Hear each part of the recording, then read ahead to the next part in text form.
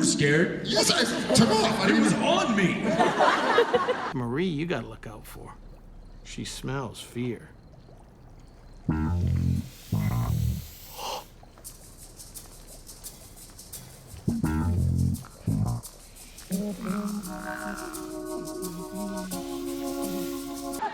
literally left. They had to like change the camera angle. I was The like, size of the snake's head was bigger than my fist. And I turned around. Here's the problem. The snake wrangler who was laying down behind the couch. this thing was like 180 pounds or something like that. It was a 180-pound python. And he was supposed to just gingerly feed it over the couch. Just guide it right over the couch and you know, over my shoulder. I started hearing this like grunting going on. The snake is not cooperating with its handler. And I kind of look over the couch, and I don't know if you guys can see this, but he's doing this. He's like trying to throw this, he's kicking it, he's like punching it, and I'm like, don't send that my way. I got 180 pounds of pissed off snake coming over. And the way the scene was written was Sam was supposed to be like laughing at his brother's discomfort, but I was like, this is terrifying, I'm out of here. So I just walked off. I have this like log coming over my shoulder. And Jared just gets up, he's like, nope. Not doing it.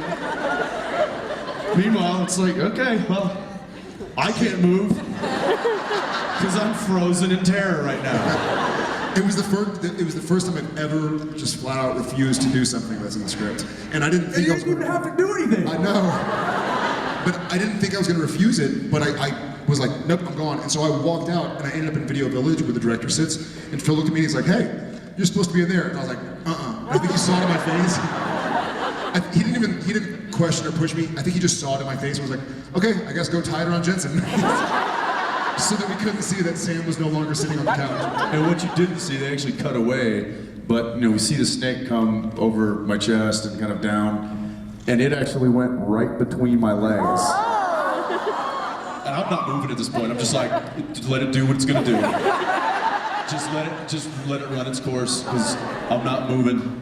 And it did, it went right and just right down, and the whole 9 feet of it. Was that for you then, the awkward things to film? Yeah, I didn't like that, or the bees. Hey guys, we just need to make sure you're not allergic to bees, and if you get stung, how do you do that? And you get stung, you're not gonna go into anaphylactic shock. What? Okay, how do you do that? You like smear something on you? Like, actually, we're just gonna take this bee and sting you with it. I'm sorry, what? Yeah, it's only a 3/4 sting. And I'm not kidding. So they put this little piece of mesh on your skin, and then they hold a live bee with tweezers, and then they just stick the stinger, and it goes just through the mesh enough to get like half its stinger in you, and then they pull it out. It doesn't come off the bee, so the bee's fine. Yeah, but I'm not, because now I just got stung by a bee, and I've got this welt now happening on my arm. And they're like, okay, it's been 30 minutes, you're fine. I'm like, yeah, except for this, goiter on my arm right now. It's also funny because they've asked us to do some wacky stuff on Supernatural. Jump out of this window. Don't worry, I know you can't see, but there's going to be a pad you're going to land on 12 feet down. You're like, cool. I'm like, spin this car into a 360, and then you're fighting this guy. Ram your head through that wall. And we're like, cool. They're like, we're going to sting you with a bee. We're like, no. But then to make things worse, it's like, okay guys, time to go into set. And we walk in, all of the crew have bee outfits on. Guess what? Sam and Dean don't get to wear bee outfits. They're in regular clothing. And then the bee wrangler. On the day of shooting. I'm like, how many we talking here? Like a couple hundred? He's like, there's actually 60,000. I'm like, but don't worry, they're drone bees. Going into anaphylactic shock. They're drone bees. They're not going to sting you. Yeah, they're drone bees. As long as you stay calm, they're calm. And I'm like, okay, stay calm. Wait a minute. When they yell action, I have a blowtorch. Yeah, and we're supposed to be swatting. Are they going to be cool with that? And he goes, Oh. And then we're like, well, what about, so you're gonna release 60,000 bees, but then we're gonna have to go back to the beginning of the scene where there were no bees for like take 2 or take 3 at different camera angles. He's like, yeah, we're gonna vacuum them up. I was like, doesn't that piss him off? He's like, only if we do it a bunch of times. I was like, a bunch like, 20 or 30. He's like, yeah, if we do it like 3 or 4 times, they're gonna be a little angry. We're like, we're gonna do it like 12, 15 times. Needless to say, we got stung.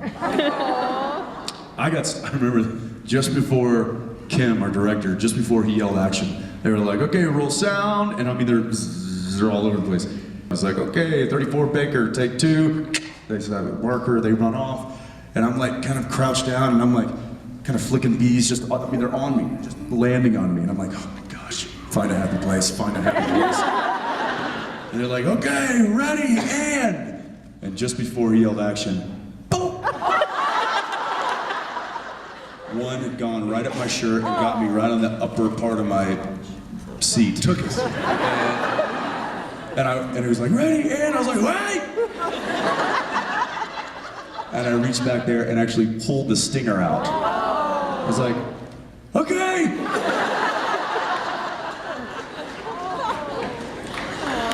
And then the worst part about it, the bees didn't read on film, so they ended up making it with Visual CGI.